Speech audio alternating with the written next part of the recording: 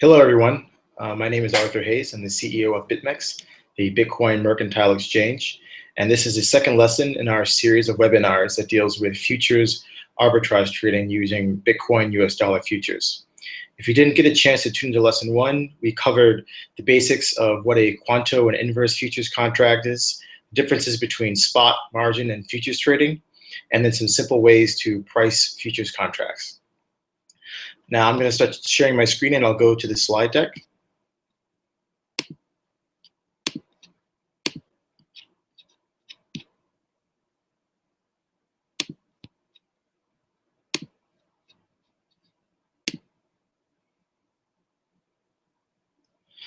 So today in lesson 2, we are going to cover cash and carry arbitrage, which is using our inverse or XBU futures versus spot, calendar spreads, or the rolling of futures contracts between maturities, and very basic volatility arbitrage using our highly leveraged quanto speculative futures contracts.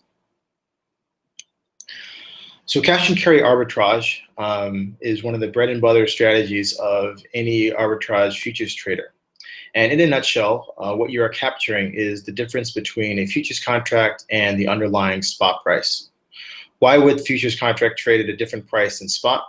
Well, basically, speculators who believe that Bitcoin will appreciate in the future are willing to borrow US dollars at a higher rate and hope for a price appreciation in the future. And so a futures contract needs to represent that higher US dollar borrowing cost, and that's done by the covered interest rate parity, which we discussed in lesson 1. So here's the basic mechanics. What you'll do is you'll borrow US dollars or US dollars that you have sitting around. You'll buy spot Bitcoin on the reference exchange. You'll sell futures contracts to hedge the US dollar value of Bitcoin. So now you're locked in. You've made a spread. Between when you put on the trade and when it expires, you'll manage your futures margin. And at futures expiry, you'll determine whether or not you want to roll into the next contract. If you want to expire the futures contracts, then you'll let them expire on the expiry date, and then you'll sell Bitcoin at the same time to receive US dollars. And net, you should receive the difference between the futures contract and the spot price. Now, please go to the spreadsheet, the Arbitrage Lesson 2 spreadsheet.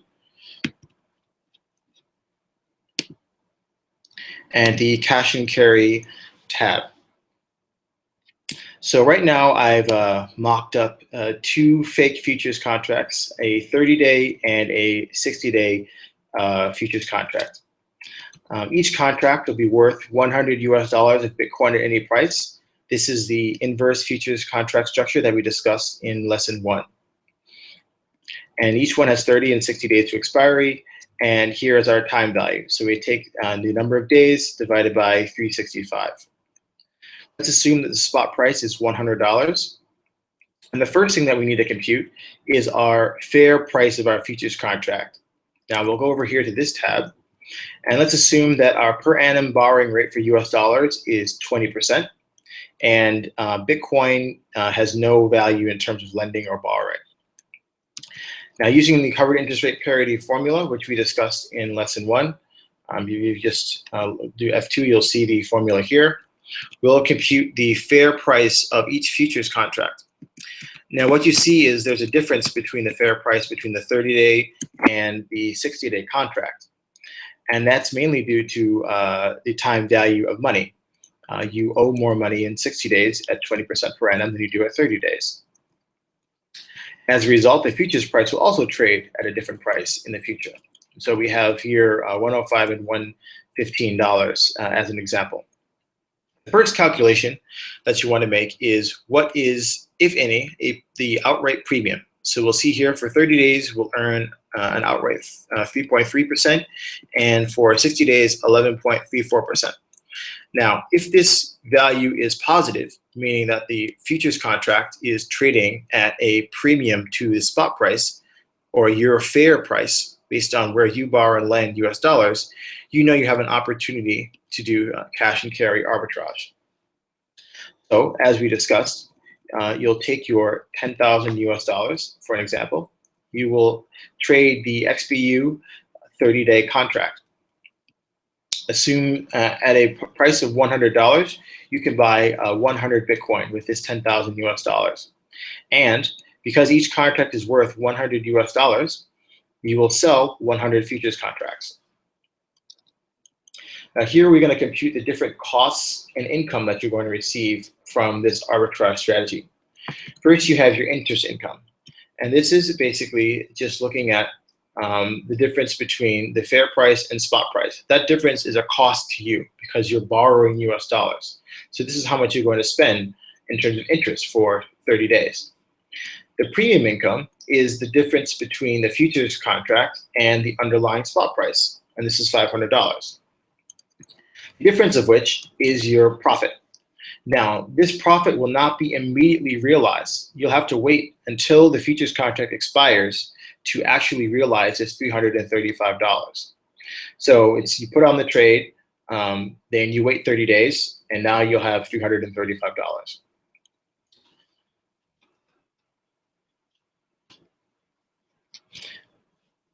Now, the next thing that we need to worry about is margin. So I'm going to skip ahead 2 slides to cash and carry margin. Now, with futures contracts, BitMEX will require you to post initial and maintenance margin versus your futures contract position.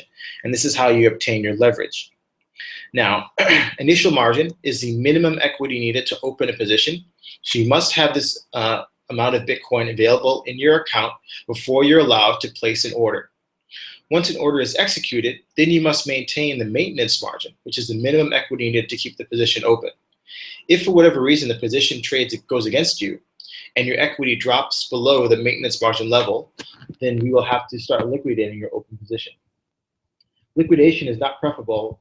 You should not ever let that happen to you. You should always keep a close eye on your margin account to make sure that you always have sufficient money on the exchange. Now let's go through some examples here. Back to the spreadsheet. So right here we have an initial margin of 30% and a maintenance margin of 20%. We entered the position at 105 for our 30-day contract, and let's assume that the price hasn't changed. So what is the entry value in Bitcoin? We just use the value formula for Bitcoin that we discussed in lesson 1. You can see here the formula. And we say it's 95 Bitcoin is what our position is worth at entry and currently. We posted 29 Bitcoin of initial margin, which is the 30%. And now we've put that into our BitMEX account. So now we are fully covered in terms of initial margin levels. And we have 71 Bitcoin left in our personal wallet. Remember, we bought initially 100 Bitcoin with $10,000 that we borrowed. Right now, there's no profit or loss on our futures contract. And so our net BitMEX account is 29 Bitcoin or 30%. Now, we're short futures contracts. Let's assume that the price rises to $115, say. As you see here, we've lost 8 Bitcoin, and now we only have 20 Bitcoin left in our BitMEX account, and our equity percentage has dropped to 23%. You're not in a margin call yet, but we are getting close. So when you see this situation happen, what should you do? Where you hold your personal Bitcoin, you should send a transfer of a few Bitcoin over to your margin account and top it up to make sure that you're never close to reaching that 20% level. So if the price keeps going up and you don't deposit margin, then you will be in a margin call situation, and then your hedge will begin getting liquidated. As your hedge gets liquidated, you are now nakedly long Bitcoin and don't have your short futures hedge. Now, one of the best facets of these inverse contracts when it comes to cash and carry arbitrage is, let's say that you placed all of your Bitcoin in your BitMEX account versus your futures contracts. So now you have 100 Bitcoin in your BitMEX account, nothing in your personal wallet. Now let's assume that the price goes to 1,000. You see here, even if the price goes up and up and up, and you're losing more and more Bitcoin, because of the exponential return in terms of the inverse futures contract. Remember, it's 1 over x is the function that we're talking about.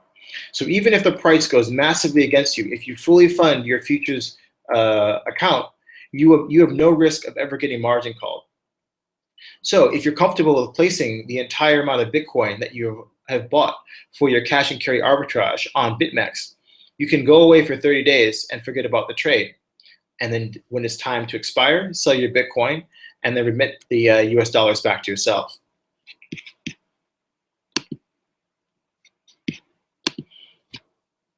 Now, the goal here isn't just to do this for 30 days and that's it. You want to continually earn income by rolling futures contracts, by buying spot and selling futures contracts and continuing to be short futures and long spot. So what that means is you need to roll, or you need to go from the near month contract to the far month contract. Now, at BitMEX, we used to have a contract called calendar spreads. And if you're familiar with traditional finance, you'll call this a calendar spread or you'll call this a roll.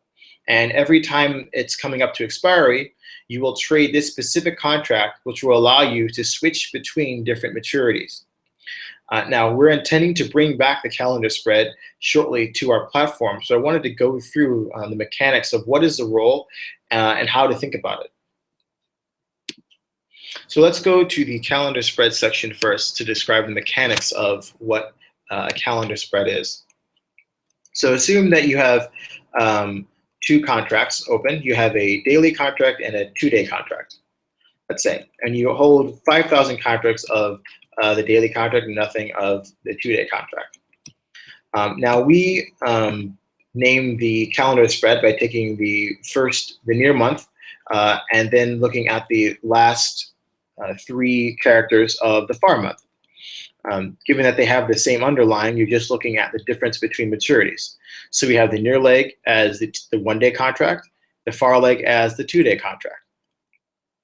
Now, calendar spreads trade in their own order book, but decompose into the underlying legs.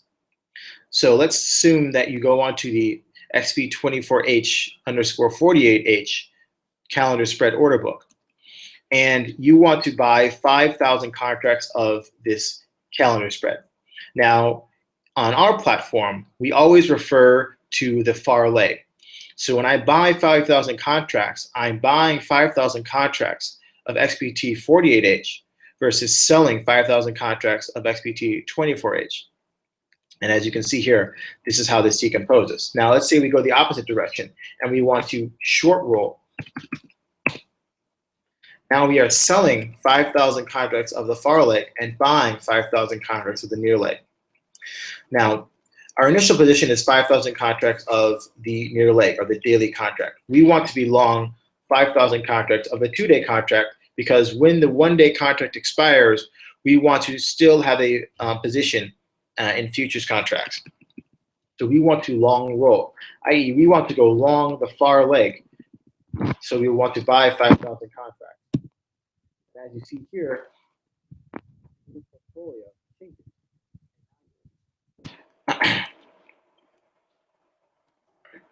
Looks like we have an error here. You should be just long the 5,000 contracts of the short leg, and then you have no position left in the daily contract.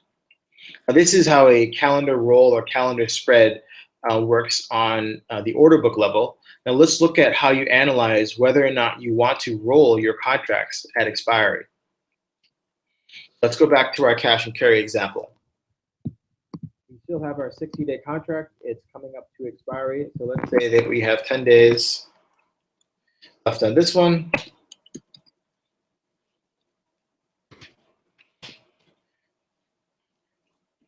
And 40 days left on the 60-day. Now, continuously as you hold your short futures contracts versus spot, you want to be looking for opportunities to extend your arbitrage strategy. So now that there's 10 days left in the 30-day contract, we want to look to see, should we buy back the 30-day contract and then sell forward the 60-day contract again so that we can earn additional money? So remember here our fair price. We calculated based on our borrowing costs what the fair price of these futures contracts were. Now remember, we said that we look at the roll as back month minus front month. So our fair roll is our 60-day contract fair price minus our 30-day contract fair price. And that's how we get the fair roll. Now we also have the roll price.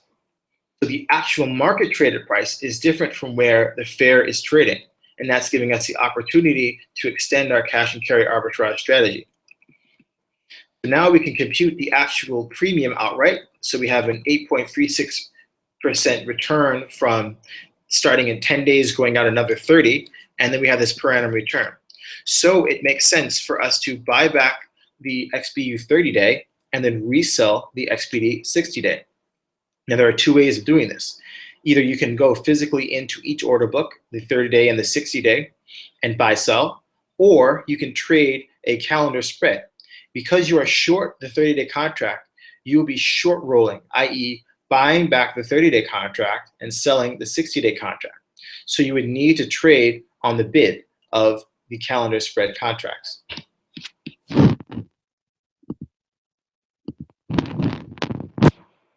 Okay, now that we've covered cash and carry, let's go on to the basics of volatility arbitrage. Now I'm going to describe a very basic type of volatility arbitrage, and in future lessons I'll go into a more advanced version of this strategy. So the mechanics are, first you calculate again how much does it cost you to borrow US dollars to buy Bitcoin. You want to compute the fair futures price based on covered interest rate parity using your borrowing costs. And then you want to look at the difference between the last price of the futures contract and that fair price. Now, we're not using the XBU or inverse contracts for this strategy. We're using our Quanto contracts, the highly leveraged XBT series. And because of the quadratic exposure in US dollars, you have these contracts will trade at a premium to the covered interest rate parity implied price. And that difference is your US dollar gamma component or convexity. Essentially, what you're trading, as I described in lesson 1, is volatility. And in this strategy, we could compute the upper and lower bounds of where the break-even price will be in US dollars for profit and loss purposes. And then we need to make a determination. Do we think the price will settle outside of those bounds by the time of expiry? If not, then we sell futures contracts by spot and then wait. So let's go back to our lesson 2 spreadsheet. Okay, so if any of you remember back in November of 2015, we had the big run up to $500. We have a 24-hour contract that has 100 times leverage. Now, when the spot price was at $500, the daily contract with only 24 hours of expiry left was trading $50 over spot. People were willing to pay 10% above the spot price because they thought the price would rise by more than that in one day. Now, that may or may not have happened, but the smarter trade in terms of a risk-adjusted way was to sell this daily contract and buy spot. So let's describe how you would have affected that strategy. So first of all, again, we have 10,000 US dollars, and we're going to borrow that to buy some Bitcoin. Assume that it costs us 1% per day to borrow this money. And there's no borrowing or lending rate for Bitcoin. Again, for our Quanto series, the futures multiplier is 1,000 Satoshis. And here we have a spot price of $500. Our fair price using the 1% per day borrowing cost. And then our futures price of $550. So we hold 20 Bitcoin at that spot price. And this calculates how many futures contracts we need to sell. So first off, we need to look at using the fair price, how many futures contracts we need to sell. Don't use the spot price and don't use the futures price. You use the fair price, because this includes how much it costs you to borrow those Bitcoins. Now, solving the quadratic equation for a profit and loss of $0, we can come up with the lower and upper bounds of where we start and lose to make money. To lose money actually on this strategy, because we're selling futures contracts and buying spot. And so you can see here the formula for that. Now, this is important. Now you're trading this contract. You see that it's trading at a $50 premium. You compute these numbers and you say, okay, spot has to drop below pretty much $400 or rise above $700 in the next 24 hours for me to lose money. Now, you have to make a determination. Do you think the volatility of Bitcoin is that large that it is likely to drop below or above these two prices in the next 24 hours? And that is why there is a little bit of risk to this strategy. So let's assume that the price settles right at spot. We calculate your $100 of loss based on the interest you had to pay to borrow that money. You made 2 Bitcoin from your futures contracts, so you made a total of $890, or about 9% return on your money. Now, as the price goes down, let's say 450, your total US dollar profit starts going down.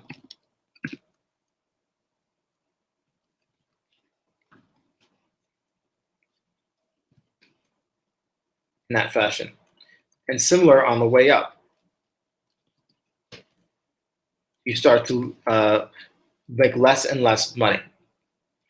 Now, this strategy is not risk-free. It is not as it is more risky than the cash and carry arbitrage situation. However, because of the high leverage of these daily futures contracts, there are more opportunities to generate these types of returns. Right now, if you look at the futures curve for our 7-day futures contract on BitMEX, you'll see that there's very little premium, if any at all. And that's because the unsecured rate to borrow US dollars is not very high right now.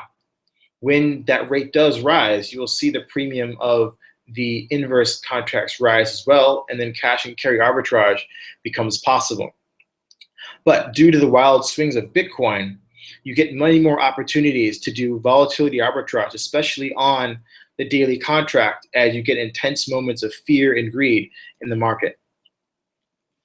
Now, again, we also have to watch our margin very closely with this strategy. I do not suggest using this strategy with the full amount of leverage that we offer at BitMEX. So the daily contract right now allows for an initial margin of 1% or 100x leverage and a maintenance margin of 0.5% or a maximum of 200x leverage.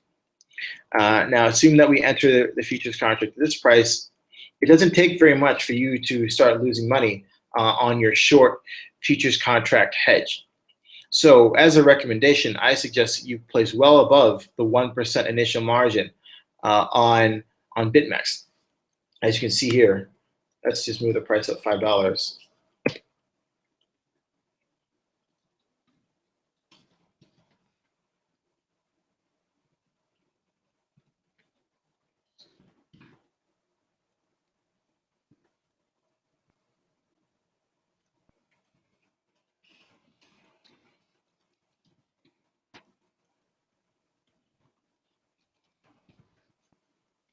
You can just move things around like this.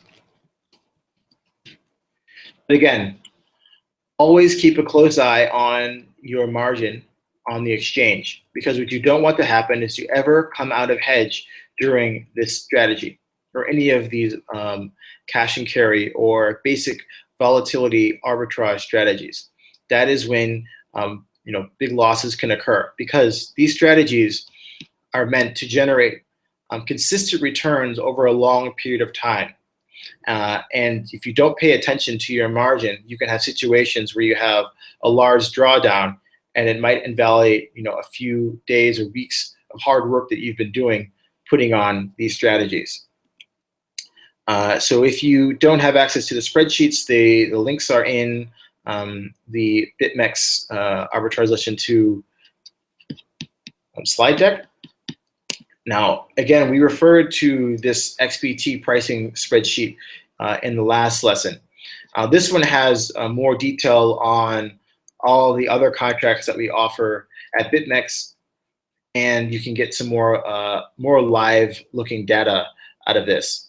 And this you can see the curve, how things are doing on the bid-ask, which contracts look most attractive for these types of strategies, and then your break-even points on the upper and lower levels.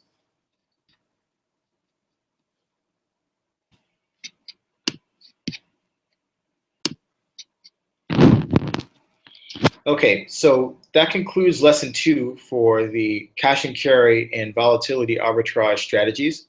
In lesson 3, we'll go even deeper into basis trading.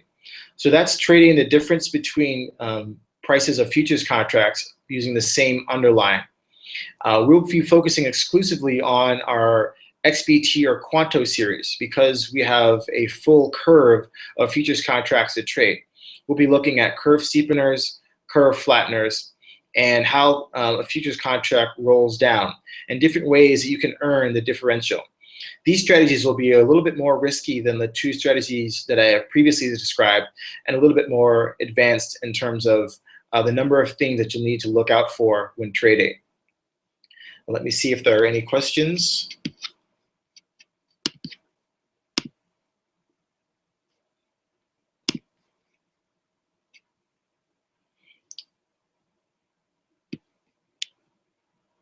Okay, someone wanted me to describe how do you expect such a high interest rate embedded in the futures, 7% a month per more? Okay, why do these futures contracts tend to trade at crazy prices? Someone asked in the chat. Basically, because we offer such high leverage, and a futures contract is really just a method of borrowing and lending US dollars and Bitcoin between 2 parties. Because Bitcoin has very little borrow value, we just concentrate on the US dollar value. So in a sense, as a long holder, I'm buying US dollars for an infinite upside return. Bitcoin can go to infinity. However, on the short side, it can only go to 0. And also with limited liability, i.e. the ability that when my account reaches margin call, I can only lose what I put in. As a long holder, it is beneficial for me to go long futures contracts on Bitcoin because of the asymmetric upside return. And as such, I'm willing to pay a much higher premium over the current spot price because I know there are other people who think just like me.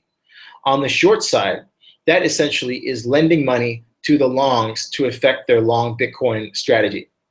Now, when you're lending money with something with an asymmetric upside, it requires much more capital because usually you're going to want to be hedged. So people who sell futures contracts on Bitcoin are usually going to be buying spot as a hedge and earning some sort of carry to compensate them for the capital that they're lending to the longs. And because this is a little bit more advanced strategy, you find that there are less people willing to do arbitrage between Bitcoin and the underlying spot, as opposed to people who are willing to just speculate on the large upside potential of Bitcoin. And because of this demand imbalance and the structural fact of infinite upside, you see our Quanto contracts trade at substantial premiums to spot, especially when the market is dumping and pumping within a span of minutes or hours. People expect that volatility that is existing could easily take the price 5-10% higher in the next hour or 2-hour candle. So they're more than willing to pay a large premium over spot for a futures contract.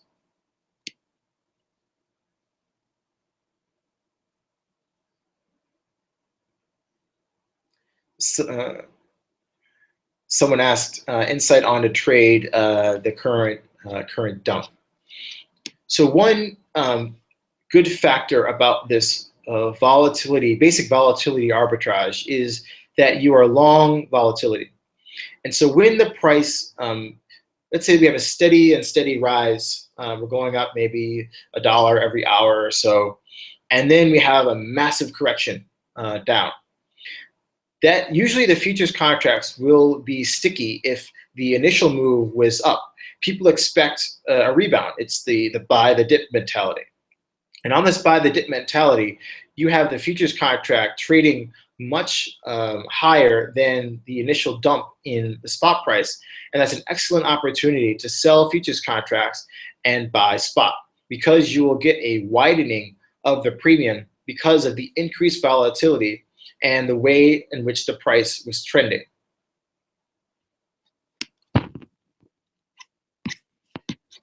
Okay, that's all for this week.